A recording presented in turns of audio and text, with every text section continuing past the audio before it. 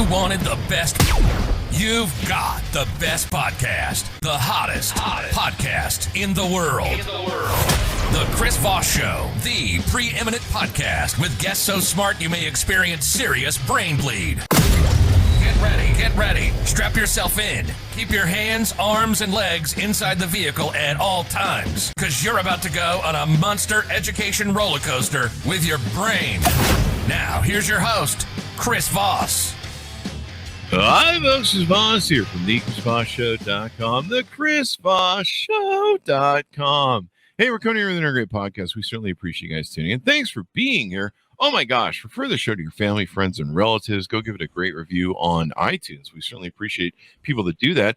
Go to goodreads.com/Chris Voss. See all the things we're reading and reviewing over there. Also go to all of our groups, Facebook, LinkedIn, Twitter, Instagram, all those crazy places. Make sure you subscribe to the LinkedIn newsletter. That thing's killing it over there as always.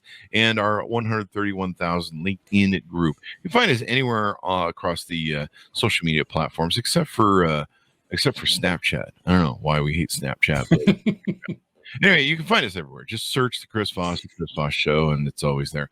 Anyway, guys, thanks for tuning in. Today, we have an amazing gentleman on the show with us today. He's going to be sharing some of his insightful knowledge and stuff on everything he knows. His name is Walt Thiessen. He, in 2002, established a business helping small nonprofit organizations to build and manage their website presences online. Then the 2008 financial crisis came along, and his entire business got wiped out in a single stroke. Happened to me too. When cash gets tight, the last thing people want to do is give to charity, and the clients he served all went belly up. 4 years later, he and his wife were deep in debt, and while he had tried to revive his flagging business, it was clearly on life support. Walt knew he needed help, but couldn't even afford to buy a book, let alone hire a coach. What could he do? Then he thought, I know, this is new, popular thing called podcasting. I'll create a podcast and invite successful people on my show, and they can coach me for free. That's what I do with authors. He decided to it works. Yeah, it does. He decided to make the focus of the show the law of attraction, which popularized in the 2006 by the movie The Secret. The part that surprised him was how he loved doing the podcast, and now it's in his 10th year. Wow. There you go. And it's produced over 1,600 episodes to date. Welcome to the show. How are you, Walt? I'm fine. Thank you for having me here. I'm actually checking my brain to make sure it's not currently bleeding so I can do a before and after test just to see what's happening here. But it took warning from your introduction, so I just want you to know I was paying attention. There you go. There you go. So give us your plug so people can find you on those interwebs. Oh, man. LOA Today podcast can be found on any of the platforms. So whatever you subscribe to for podcasts, you'll find it there. If you can't find it by some miracle, just go to loatoday.net/subscribe, and we have them all listed there, at least all the popular ones. So you can just pick the one that you tend to use the most, and we'll help you find it that way. But yeah, we're all over the place, almost as many places as you are, Chris. Maybe not quite so many, but it's pretty close. Yeah. Well, I mean, 10 years for a podcast, though, that's pretty freaking heavy. That's awesome. The funny thing about that is, I've done over 1,600 episodes, and I actually just noticed that recently, and I mentioned it to one of my co-hosts, and they said, wow. And I said, yeah, that is a lot. How did I do that? I mean, seriously, because all I did was just keep doing podcast episodes over and over again, and they just kind of add up over time. And then you look back and say, oh my God, I did 1,600 of them. Dude, Wow. I know, it's crazy, man. It's crazy. Yeah. I still, to this day, remember launching the Chris Voss Show in 2008. I remember the first year, it was just like the only way I knew people were listening was by the Google Analytics. Yeah. And the downloads. That was the only way I knew anybody was listening. No one was engaging anything I did. They were just kind of like, yeah, that's cute what he's doing. And then after a year, like, it just exploded. And but you had to build the audience, and you had to also put down the content. So many people like, I did my first podcast episode. Where's the millions of listeners? You have to build it. And now I look back, the content on our YouTube channel is 23 million views, I think it is. Wow. There's over 4,500 pieces of video over there on the Chris Voss Show podcast. There's closing in on 5,000 posts on the, not on the podcast, I'm sorry. There's on the chrisvossshow.com, there's over 5,000 posts. The content we have is massive. And what's even more crazier than, to me, is a lot of people like comment on videos they're watching from 12 years ago. Yeah, right? Yeah. Talk about evergreen. Yeah, total evergreen. And they're like, hey, does this work or something? Like somebody commented on the iPhone 5 the other day that I got on my email. And I'm just like, what? But people are still buying these products in India and third and secondary markets. So it's crazy to have that much data. But it is nice to kind of be in this pinch you moment where you go, wow, man, that was a lot of work. It is, but I kind of get the same impression from you that happened to me. I started doing it because I really needed it. Well, I mean, that wasn't necessarily how you got yours started, but it's how I got mine started. And then after I got it started, it was in my blood. Like, oh my God, I can't get enough of this. I mean, I started off with just getting for guests I could get because I really did want the coaching and success, so to speak. But after a while, I just got some co-hosts because I wanted to do it every week. And then that wasn't even enough. And after a couple of years, I decided to go to daily, and almost that isn't even enough. I mean, it's like an addiction that you don't have to go to Tucson, Arizona for treatment. It's the best kind of addiction in the world because you don't have to go into rehab. But I love it. Yeah. And you have people that come on. I was a flunky in school. Book learning was not my thing. I'm a very tactile learner. Just show me, do it, have me do it, or do it where I can watch it, and I got it. And but I consume audiobooks a lot nowadays, but back then I just wasn't. The classroom settings, being prisoned in a chair, and you got to sit there for an hour. Like I still have problems. I have problems on planes with that. You got to sit here and do your little prison. I don't blame you. I hate that. I'm a freedom sort of based person.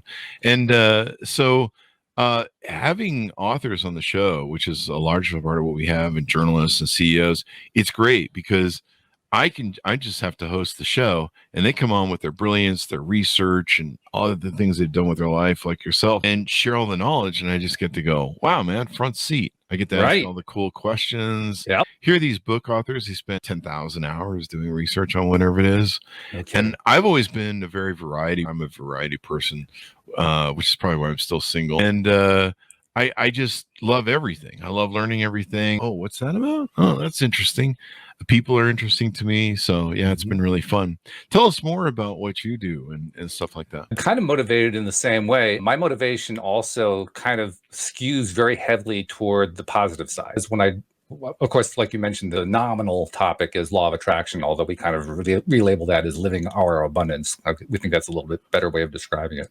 But the whole idea behind it is, if your mindset is going to drive what happens when you take your actions in life. And therefore you want to have a mindset that basically fuels the kind of results you're looking for, which is not going to be focusing all your attention on everything that's going wrong in your life. That's not going to get you where you want to go. You got to focus on what you do want. So I make it a point with all of my guests, with myself, with co-hosts, listeners, everybody, we're constantly looking for, where's the bright side?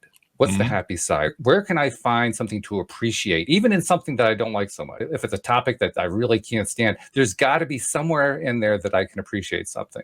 And I make that my goal. So we subtitled the show Your Daily Dose of Happy because the goal with every single episode of LOA Today is to start off at whatever point we're at, high, low, medium, wherever we're at emotionally, physically, mentally, and then raise the bar by the end of the show. And if we can do that every episode, we figure we've succeeded. So do you mostly just have coaches on the show then? No, wide variety. I mean, yeah, I've had a lot of coaches on the show, a lot of authors like yourself, a lot of people just with interesting life stories. Give you an idea, I had a gentleman on just a couple of weeks ago who is a pianist. He has been playing piano all of his life. And back in the 1980s, he wrote this song that went crazy on the easy listening radio stations. Now, I'd never heard the song before. It was called Rachel's Song. But it just took off. It became viral before the word viral was viral. It went viral because there was no internet yet. The internet didn't exist. So he couldn't take advantage of all the things that people can do now. So he had to literally do everything manually. He had to reach out to his audience manually. He couldn't find anybody to publish it. So he had to publish it himself. He had to become his own distributor. I mean, he did the whole 9 yards, and it fueled the rest of his life, that one little song. I mean, that's a cool story. Yeah, that is. That's a really cool story. So that's the kind of people I like having on the show. Because that's your daily dose of happy as far as I'm concerned. Yeah, it's pretty nice. I probably should have more coaches on, because then, like you say, I could get free coaching or something. Oh yeah, one of my colleagues, one of my co-hosts, her name is Cindy, and she says I'm the best coached man in America. So there you go. Yeah. And she's a life coach, so she should know, right? Maybe I should start the Chris Voss Show. Have a separate channel for the life coaches. And, why not? Yeah, and go do for that. it. Yeah, free coaching. I didn't. So I don't know. Does my audience really want to hear about all my problems? I've got this hangnail here now. I'm just kidding. It depends whether you make it funny or not. If you make it funny, I think they will. Oh, there you go. Maybe that's the key. Yeah. Maybe I need to that, or I don't know. I think my audience is sick of my problems already. I think they've kind of heard enough. Although I don't know. I usually don't talk about Well, it. there's an interesting point in there because we do, as humans, spend far too much time focusing on our problems. The interesting thing is how little time we spend focusing on our solutions. Have you ever noticed that? I focus on the denial of all my problems. Okay, yeah, we'll just start. Yeah, at least you know where you're coming from. That's good, you know. Or I'm going to. I don't know. Who knows? It's coming or going. That's what would happen, do you think, if people actually spent more time focusing on, I'm going to have a solution here instead of I have a problem? That's very important. I think we had someone on the show recently that talked about it where I think it was Black Joy. The author of Black Joy was on the, it's a book called Black Joy. But one of the things she found in therapy was the therapist asked her, what gives you joy in life? Where's your joy focus? And she's like, I don't know. We don't really focus on joy. No one thinks about how can I find joy today? We're like, how do I fix that stupid problem? And so that paradigm of focusing on finding joy as opposed to mulling in your problems is a good way to go. So I like how you do the show and go up from there. And I think it makes a big difference in the lives of our listeners. It makes a difference in my life for sure. I notice it every day. I mean, I'm not kidding when I say I'm addicted to it, and that's why, because I get a big lift every single day. So how often do you do shows? I'm Monday through Friday, every single day, Monday through Friday. I take the weekend off, and actually the weekend is when my energy dips because I'm not doing a show. Yeah, it's really weird. I've tried doing a show through the weekend, and I was frying too hard. Like I need. You can overdo space. it. Yeah, I was actually doing twice a day at one point, and I just practically burned myself out doing that. So yeah, we do twice a day. I've gotten pretty good at it. It used to be kind of hard, and sometimes I can be frazzled, depending upon the guest and the research we have to do for the show. Yeah, but I don't think a lot of people realize you have to do like a radio show every day. Oh yeah, at the very least. Like I've had people, they're just like, yeah, we do like one a month. And I'm like, does anyone listen to that show? I mean, even we did. I lived this experience. I'm not being critical of people because I didn't do otherwise. I learned this lesson for many years doing the show infrequently. And people, there's a reason radio stations, Howard Stern, great radio DJs, they run every single day, especially at drive time. The great thing about podcasting is you can put it up and then they can consume it at drive time or at work or whether making love or something, whatever they want to take and do. I have yet to have somebody say they were doing that during the show, but that would be kind of interesting. I know people who watch the news and do it. They'll watch TV. I'm like, if you're watching TV. I have listeners who replace watching the news with listening to me because they want a better vibration out of it. Yeah. Maybe that should be the new show logo. More orgasms, the Chris Voss Show. There you go. Yeah, I've had friends that are like, yeah, we watch TV where we're making love. And I'm like, you're doing it wrong. Yeah, no kidding. You're focused on the wrong thing. Yeah, if you're watching TV like The Bachelor or something, you're making love, you're doing it wrong. How about the person you're with there? I mean, do you remember who she is? I mean, or who he is? I think it's those married folks. Anyway, well, I'm one of those. Married. Yeah, I know. It's a married joke. So there you go. What are the things you want to impart and share with us today? Oh, wow. I guess there's so many things I'd like to touch on. I thought of one thing just now when we were talking about news. We kind of mentioned news there. News, and there's a bunch of these topics, these general categories that a lot of negativity comes out of. We can pretty much all identify them. There's news, lots of the popular culture, politics. I mean, there's like a whole slew of them. And there's an interesting little thing you can do as an experiment. You don't want to do this with your best friend. You don't want to do this with your worst enemy. You want to do it just like in a casual conversation. But it's very educational to do it. And that is, you run into somebody, you've all been in a conversation with somebody, and they go off on a rant on all this and that, and there's this terrible stuff, and blah, blah, blah, blah, blah, all this thing going on, and how horrible it is. And after they've gone on for a couple minutes, you interrupt them, and you say, hey, I got a question for you. And they say, oh, what is that? And you say, what is it that you want instead? And invariably, the answer will come back, I want to have none of that stuff that I was just naming. None of that and more. And then you have to say to them, no, you can't answer in terms of what you don't want. You can't tell me I want less of what I don't want. You got to tell me what you want. And then you watch the synapses snap because they aren't used to thinking that way, because they're so attuned to focusing on the earthquakes and the crime and the terrorism and all the other stuff that they've been paying attention to. They don't know what they want instead. They haven't given it any thought. Now, isn't that an interesting statement on the way society operates? Yeah, so we're kind of mired in the negativity and not really trying to figure out a way out of the gutter or out of the darkness that we have. So maybe people aren't searching for the light at the end of the tunnel. They're just clawing at the walls inside of the train tunnel. They're convinced that the light at the end of the tunnel is the engine coming at them, and so they're even ruling that one out as well. Is so the they case for me. Yeah, they've set themselves up, haven't they? I mean, literally, there is no way out when you're in that mindset. You have to shift things. If you want a better result, you got to shift the way you're giving your attention. If you don't, hey, you better enjoy where you're at, because it's going to continue. That's the way it works. What are some of the favorite coaches you've had on your show, or guests for that matter? Oh, well, it's interesting. I don't get a lot of really famous people on the show. I've had a few who are famous in law of attraction circles, but actually they're not the most interesting guests. The most interesting guests are the ones who people have never heard of before.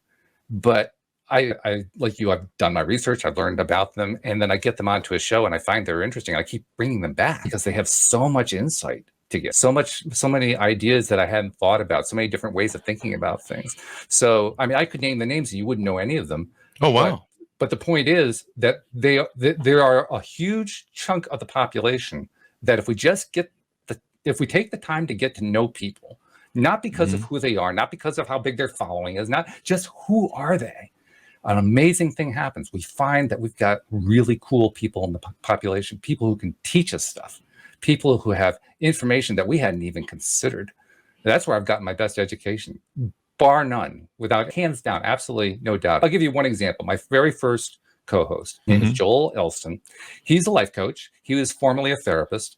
He's actually I guess in 12-step circles, it's considered forever. So I guess he still is a recovering gambling addict, but he really is. It's all in the past for him. And the interesting thing about his story is when he was quite young, he went to work for his father's insurance company, but he had this horrible gambling addiction. He ended up embezzling from the company, heading off to Vegas, losing all the money, couldn't do anything at that point, had no place to live, no food to eat, ended up living behind McDonald's on the strip, eating out of a dumpster. Wow. That's how bad things got for him.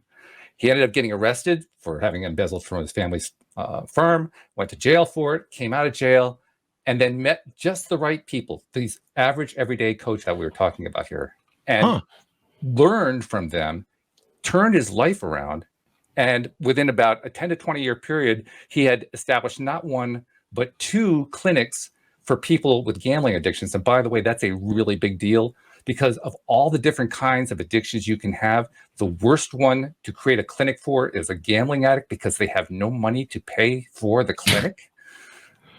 I mean, it's funny, but it's also sad at the same time. He found a way to not only get 2 of them going, but to actually make them pay, which was really, really something. And then he went even beyond that. And this kind of fell on him because of the work that he was doing. He ended up, he lives in the Richmond, Virginia area, and he ended up getting fed clients from other therapists and coaches and social workers and so forth. And these were clients who were all kids in the foster care system. And they weren't just any kids. They were the worst ones. They were the ones that were considered completely unadoptable. Wow. And which is, by the way, a really serious issue, because statistically speaking, if a kid goes through the entire foster care system until age 18, something like 95% chance they're either going to end up dead or in jail. Wow. I mean, that's how bad it is.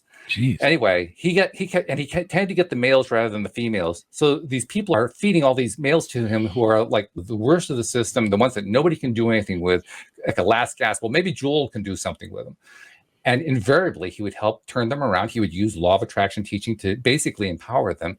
And the stories that come out of it were just amazing. 37 of them he found forever homes for. These were kids that were considered completely unadoptable, saved their lives, turned their lives around. One of them, this is one of our favorite stories that he told numerous times on the show. One of them is now currently going to college to become a psychologist so he can help other kids like himself who were rescued by Joel. I mean, now you don't hear about this guy anywhere. Yeah, Have you ever heard of Joel Elston? No, of course. No. But I mean, what a story that is. Yeah, what a brilliant story. And giving back too, after coming from rags to riches sort of story and everything else. And I'm pretty familiar with the addiction, gambling addiction problems. Living in Vegas, I mean, anybody who's got an addiction problem, you have to make sure you don't friend. If you become friends with them and you find out later they have addiction problems, you have to let them go. They will steal from you. Your checks will disappear. I mean, you can't, they'll ask for money all the time. I remember when I first went to Vegas, I was helping a bunch of Chinese investors. They were from China. They weren't like from Chinese. I wasn't working with the Chinese. But they were from China. Yeah, I wasn't working for Mao. But they were Chinese. They used to love taking me to Chinese restaurants and feeding me. Like, try that, Chris. Yeah, it's frog legs. That's eyeball of a duck. I'm just getting paid, so I don't care. Yeah, but you're enjoying every bite of it, I'm sure. It was interesting. Sometimes I wouldn't enjoy what they would tell me what it is. It was always weird. But they were nice people. And so they wanted me to launch a mortgage company for them, and I launched one of the fastest growing mortgage companies in Vegas. And so that was kind of interesting. What was the whole point of bringing that? Oh, I remember when I took the first check that they'd given me down to the bank, and I'd never cashed a check in Vegas before. And I hadn't set up an account yet or anything in Vegas. And I still had all our accounts in Utah and everything in our companies. And so I went in and cashed their check because I wanted to make sure that they had money. Oh, sure. I like that first. I like that first check clear, just to know that we got the money. That's smart. Yeah. So, because you don't want to work for a month, and you're like, hey, wow, these guys ain't got no money, and or at least they're not going to pay me. So I remember taking the check in to Wells Fargo, and they went through all this stuff. They're like, okay, let's see. They blood test, urine test, sample test. I was like, what the fuck is going on? Like, people write. This is back in the day when people would write checks like anywhere, right? And they even had to call them up, and I'm like, this is embarrassing. You're gonna call them, and they're like, we've never cashed this check before, and I'm like, I just moved here, and they're like, yeah. The problem is you have to understand we live in a state where we have a lot of gambling addicts, and they pass a lot of bounce checks, a lot of bad checks, a lot of fraudulent checks. Sometimes they go print them. It's back then you just go print them on a printer, laser printer, and they look real, right? And so we have to do all these verifications because the gambling addiction people pass a lot of checks, and they go, one of the problems with Las Vegas or gambling addiction is, unlike drug addiction, gambling addicts live forever, because drug addiction or alcohol addiction, it'll eventually kill you if you have a heroin addiction or whatever. But gambling addicts live forever. So yeah, you live in Vegas, and it's the worst city to move to if you have a gambling problem. Worst city. God. Yeah. Atlantic City and Reno come to mind, but yeah, I understand what you're saying. Everything you could ever want in Vegas is there. So if you have anything you want, it's pretty much there. So it's the worst place to move if you can't maintain some sort of thing. It's also a crazy city. Let's be perfectly honest. I mean, I have not spent much time. I've been there literally once, and I was there for a convention. But I mean, you got to be ready for anything in that town. You do, but once you get off the strip, you get in the suburbs. It's just like living in then it's normal, else. Right? Yeah. I mean, I used to live up in the suburbs, and every now and then I'd drive around, I'd see the downtown, and be like, hey, I live in Vegas. I should go down there. My God, what happened? Yeah, I'm like, I should go down there, spin around and get in trouble. But it's kind of nice because you live in the city of sin. You don't have to partake in it, but you're like, hey, anytime I want to go to a great dinner or see a great show, sure, yeah, it's right there. But it's funny, people think that everyone lives on the strip. They're like, don't you live in the hotels that are there? No. Do they really say that? Seriously. They seriously do. They all think we live downtown. They call you at 11 o'clock at night. Hey, I just got into town to party. And yeah, man, can you come down from, your room at the Bellagio and let's party and drink? And you're just like, dude, I got to work in the morning, man. I'm going to bed. I'm old. Yeah. And they're like, well, aren't you down here? And you're like, no, I'm like 40 minutes away up in the Northwest. Anyway, yeah, so it's cool that guy did that for addiction because I know how ugly that is. It's rough. It's a very rough thing to have to experience, because unless you are lucky enough, like he was, to encounter somebody who knows the way out and knows how to help you get out, you can literally live a life of misery for your entire life. Yeah. It's just one bad thing after another because you can't find a way to deal with your addiction. And it's one of those things that you really can't get financing for. I mean, it's not like there are massive funds for helping to fund people who are looking to get out of being addicts from being gambling addicts. The funds just don't exist for that. So it's a pretty serious problem. Yeah, it's pretty serious. It definitely, they can write a check for it if you want. Yeah, but that clinic won't last very long. And so why did you, the name of the website is what again? Because I'm looking at your LOA.net. LOAtoday.net. LOAtoday.net is the website. Yeah, okay. And LOA Today, of course, is the podcast name. And why'd you call it that? Why'd you name it that? It's a good question. I haven't had that question asked in a long time. I think I named it that because I was becoming aware at that point in time how important now is. Okay. Because I had, like many people, I had a tendency to live in the past and to replay those old tapes from the past that weren't serving me well and that were actually undermining me. And it was kind of a way to remind myself, no, I want to live in the now. So I want my show to be in the now, in the present, because really the present is the best present we've got. It is a wonderful thing. So why not celebrate it? And then I kind of thought about, there are TV shows like the Today Show and so forth. Now they're focusing on today. So why not make it today regarding the law of attraction? So LOA Today. There you go. Law of attraction. Duh. Right. Duh. I'm just looking over your website, so I'm doing two things at once. That's all right. No problem. But what do you think most people learn from your show and stuff? Honestly, I think the best thing that happens to anybody listening to the show is they get a lift. It doesn't even matter whether or not they're interested in law of attraction. Because honestly, we don't talk about law of attraction every day. I mean, occasionally we'll slip it into the conversation because it's in the title. You kind of have to, because that's what your title is. But most of the time, we're just talking about life. Kind of like what you and I are doing right here. We just talk about what's important to us. And then we're always, this is one thing that is consistent. We're always looking for, where is the bright side?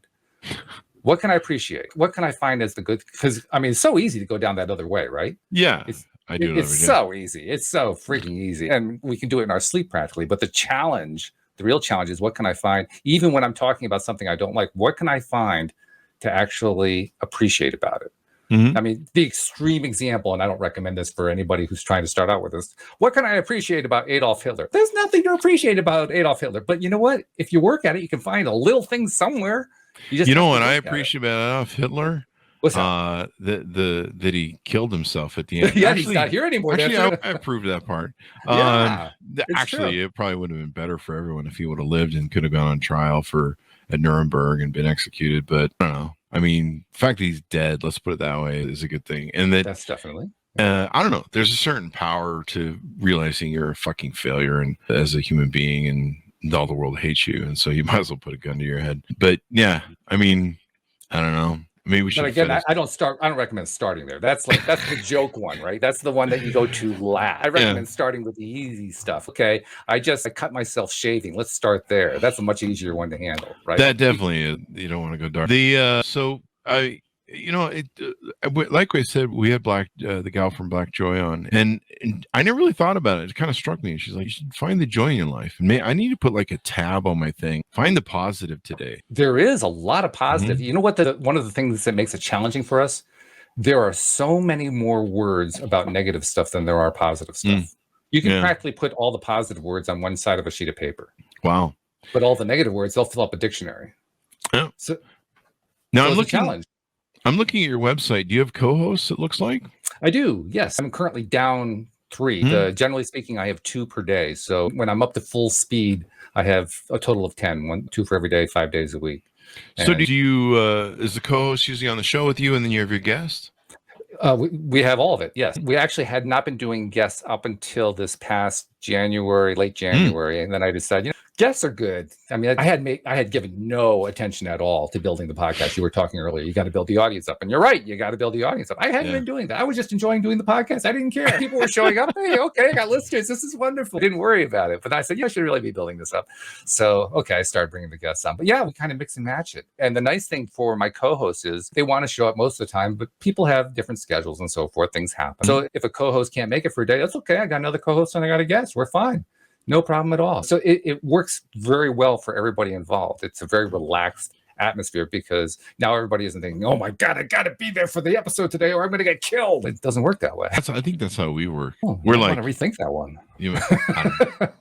I never had to be me. I think one time just recently, like 2 months ago or a month ago, we had a late one. Somebody had scheduled at 5 o'clock and I went out into traffic and was picking up a few things.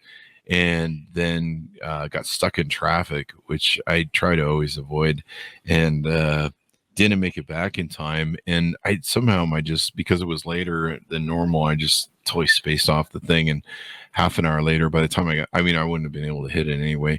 But I think I've been the only one who doesn't show up on time. Most we haven't had ever since we switched the format of the show about 2 or 3 years ago to have mostly authors and high media guests on. Before that was like tech CEOs, and I think we used to have some coaches and people that wrote books that no one ever heard of, and they would never show up on time, or sometimes they just blow up the whole show, and I'd just be like, "Are you fucking kidding me?" But and we never have that problem anymore. It's good guests are really important. They are, no doubt about that. Yeah, because it works two ways too. Because not only do you want the good guests because they're going to show up, but the good guest also makes for the interesting conversation. That's what makes the content work so well. So you want it for both reasons, really. Whenever the journalists, they're always on time, they're always prepared, they have their stuff together. I remember we had someone from CNN on, and I told her, your show's live and everything. She's like, you don't need to tell me that, dude. I do this on CNN, man. She says, I don't need to prep. I just go live. And I'm just like, tell people it's live so that we just tell people, we warn people. Someone might decide to say, kill all the ducks or something. And you're just like, that's not going to go well with the duck people. You just blew that on live air. Yep, there goes that audience. There you go. Anything more you want to touch on what you do and how you do it? Actually, I wanted to touch on something that was in your book, because that's really what was the incentive for me to want to reach out to you in the first place. Beacons of Leadership?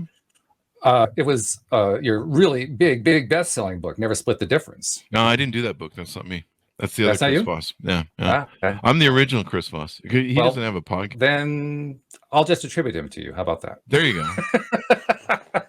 But anyway, it was a great quote from the book.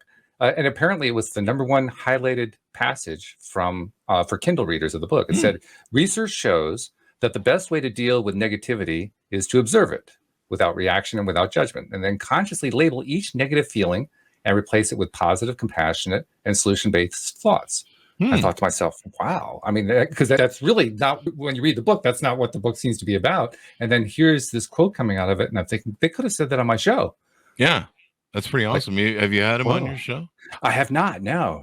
So he charges like $30,000 an hour, or $50,000 an hour or something. Yeah. Like getting him for an hour is probly something else. I didn't realize it was a different Chris. No. How many of you guys are there? I mean, do you have like there's 3 now. There's an SNL guy. I think there's actually a musician on a thing.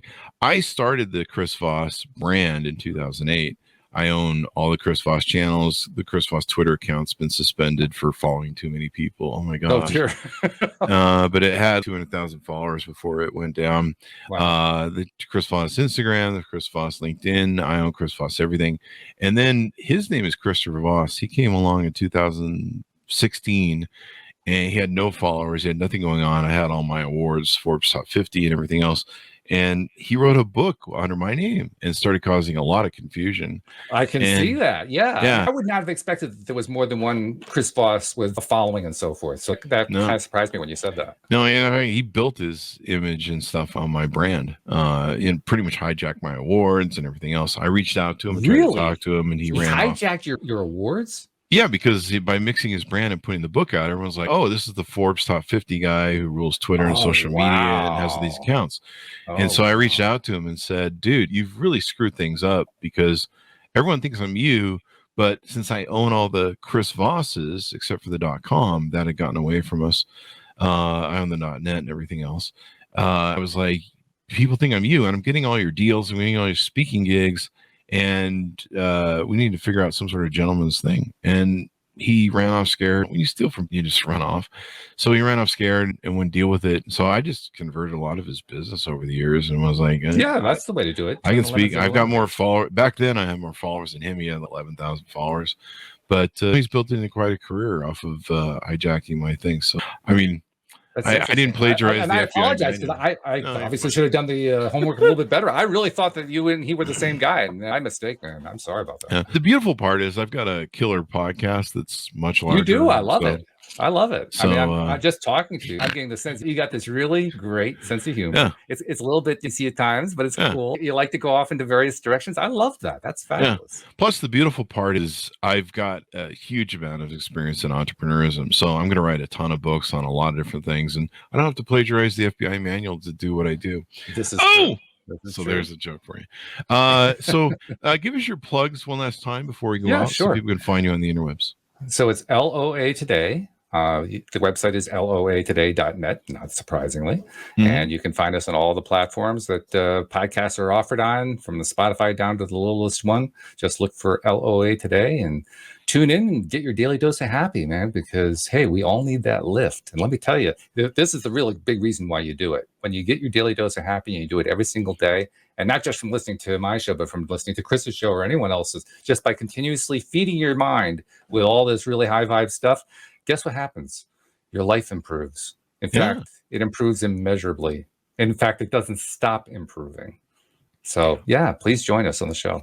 Thank you. I'll have to check it out. Everyone go check out the website and download the show. You're on iTunes and Google Play and everywhere. Yeah, all those places. Yeah, iHeart, and I don't even remember what all the names of them are anymore. There's like Castbox. Do you know all of them? I haven't figured them all out yet. They add one like every other day or something. Pretty much. Every 2 days. Yeah. But these days it's Spotify and Apple Music or iPhone. I don't know, Apple Podcasts. Those are like the big players. So it's funny. The kids are really starting to listen on Spotify. Like Spotify is giving Apple a run for its money. I'm really surprised, but what do I know? I think a lot of it is due to the fact that Spotify has really adapted their platform to serve the needs of the kids who are into mixing music.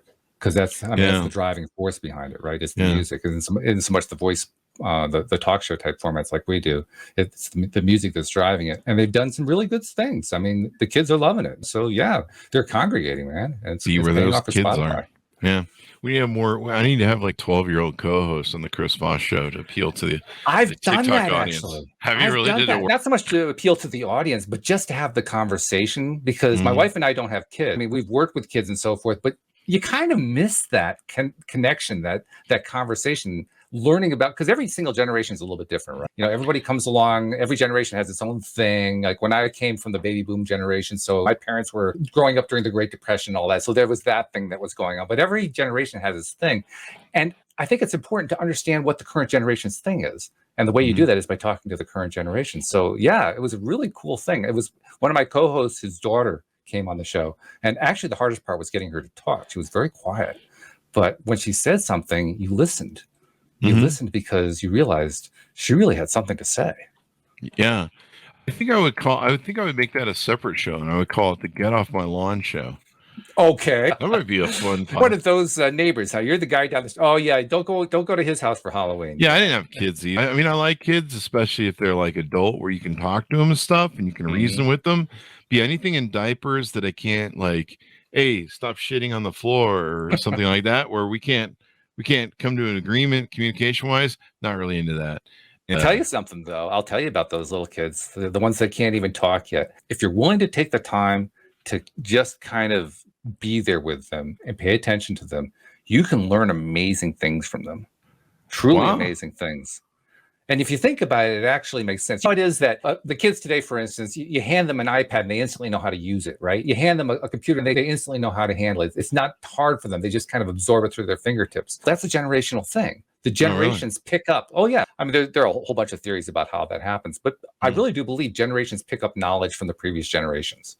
And so each generation has more and more information. So it really does us well to pay attention to see what they have to tell us and to listen outside of our normal frames of reference, the ones that we would normally say, oh, that's a bunch of bullshit. Actually listen to what they have to say, because very often, if you actually are willing to listen to it, you can pick stuff up you hadn't even thought about before. I just Googled it. There is a Get Off My Lawn podcast already. Somebody's done one. You can name it something else. I don't know if it's the same format, but what are you stupid kids doing? The words around. Yeah, get off my lawn. I'd say it a lot. But yeah, I just have them come on and explain TikTok to me. I don't know anyone can explain TikTok, to be honest. I'm not sure there's an explanation for that one. Seriously. Yeah. I mean, TikTok is basically get on there and try to do the same thing that everybody else is challenging you to do. That's TikTok. Pretty much, yeah. There is one funny channel that a kid has, and he calls it the Talk to a Gen Z channel or something like that. Okay. And he's like a Gen Y, Gen Zer. He's like in his teens or something. Sure. And he's got this Gen Z dad who's like me, only with a beard and kind of more Harley-ish. And he's got like a shop in his thing. He's always working on stuff. And so he likes to go in and bug his dad and say stupid shit to his dad. And his dad just goes off the rails. Like, are you fucking with me right now? I'm gonna... He's an instigator. That's what he is. But is thoughts of Gen Z, and so our conversations between Gen Z and Gen Y and it's really a funny channel to watch because you're like, man, this is why I didn't have children. At least now you know. Hey, you've got a clarity in your life. Oh, I knew for a long time. I didn't want. They're good people. They are. It's kind of I don't know what else. I can't make a joke of that, but it's kind of like other things. It's good. It's good for people, but not me. And that actually is a very important point. I mean, you're making a joke, but that's a very important point because that's good for you.